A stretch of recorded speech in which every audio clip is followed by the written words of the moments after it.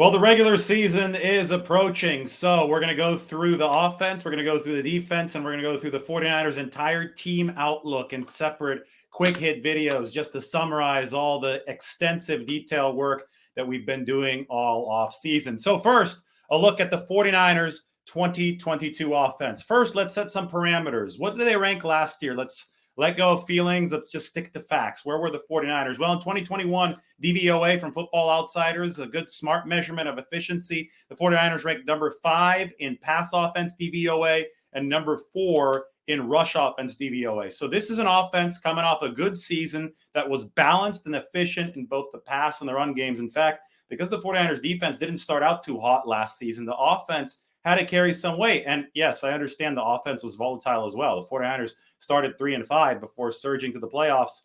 We have to actually consider that middle of the season surge from the offense was some really impressive stuff. They actually were near the top of the league efficiency rankings. Jimmy Garoppolo was up near the top of the league efficiency rankings during that stretch. So this is what they have to try to reapproach now with Trey Lance as their QB1 and obviously Jimmy Garoppolo as the backup. So position by position, QB, the key for Trey Lance is to control the volatility. We saw it up and we saw it down. It was up and down. It was a roller coaster ride during training camp. And, we can expect that. Trey Lance obviously is a very young quarterback for the 49ers. So he doesn't have a whole lot of reps under his belt. So we do expect there to be some inconsistency. I think Trey Lance is tremendously intelligent. I think he knows where to go with the football. He understands timing and spacing on the football field thanks to his background at North Dakota State. And I do think that he's got prodigious physical gifts. But the mechanics still need to catch up and bridge the gap between those two things. So continued mechanical improvement for Trey Lance to control the volatility, live nearer the ceiling and not the floor.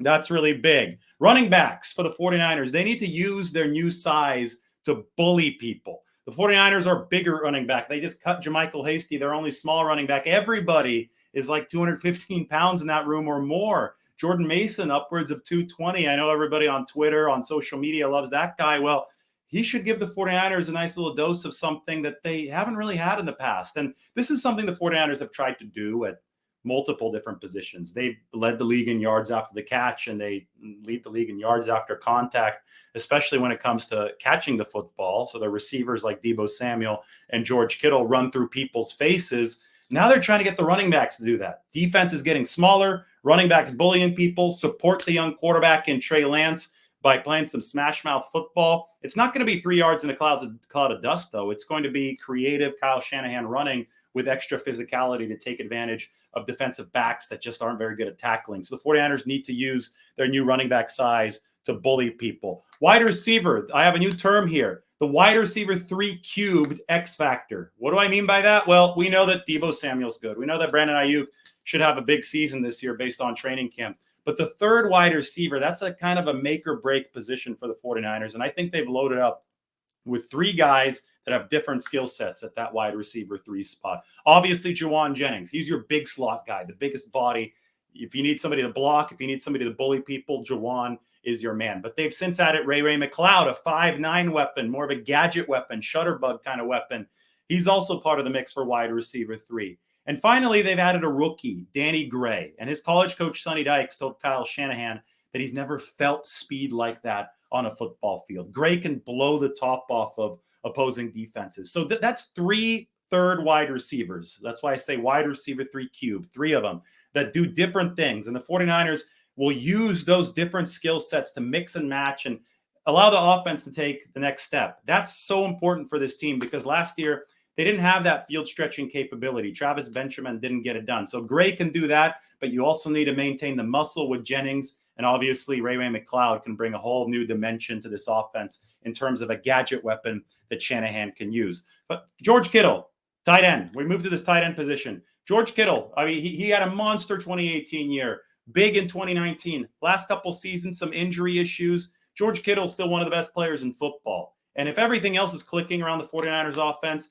Kittle should be able to thrive in a system that is predicated on the run game because he's such a great, merciless blocker, but he also runs a 4.5 at 240 plus pounds. And with all the other weapons the 49ers have offensively, they need a bonanza from George Kittle this year. I use bonanza in honor of Joe Starkey, who is entering his final year broadcasting for Cal. He used to be the 49ers announcer. He used to say, "Oh, what a bonanza." That was his line. So the 49ers need a bonanza for George Kittle. And finally, this is the most important part. This is why I put it last.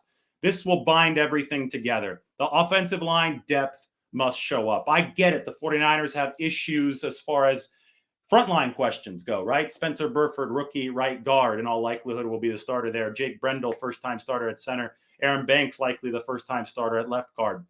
It's obvious. They need contributions from those players. They need to run block well to keep the 49ers out of pass protecting situations. And whenever they are forced into pass pro situations, they need to handle their business and anchor down. But guys are going to get hurt up front. And I think that 1 through 5, the 49ers will stay afloat. It's a matter of 1 through 7, 1 through 8, 1 through 9, maybe even 1 through 10, because they have 10 offensive linemen on this roster. To make it through the rigors of a 17-game regular season, or through the rigors of the marathon last year, the 49ers played 20 games, a franchise record. You need depth. You need guys like Brunskill, Blake Hance, who they just picked up off of waivers from the Cleveland Browns. You need guys like that to deliver, and we'll see how effectively they do. They need depth, athleticism, and offensive line. They need to help out Trey Lance and the rest of this unit. All right, stay tuned for the defense video. This has been an outlook of the 49ers offense. Can they surpass number 5 passing offense and number 4 rushing offense? Well, that's what they did last year.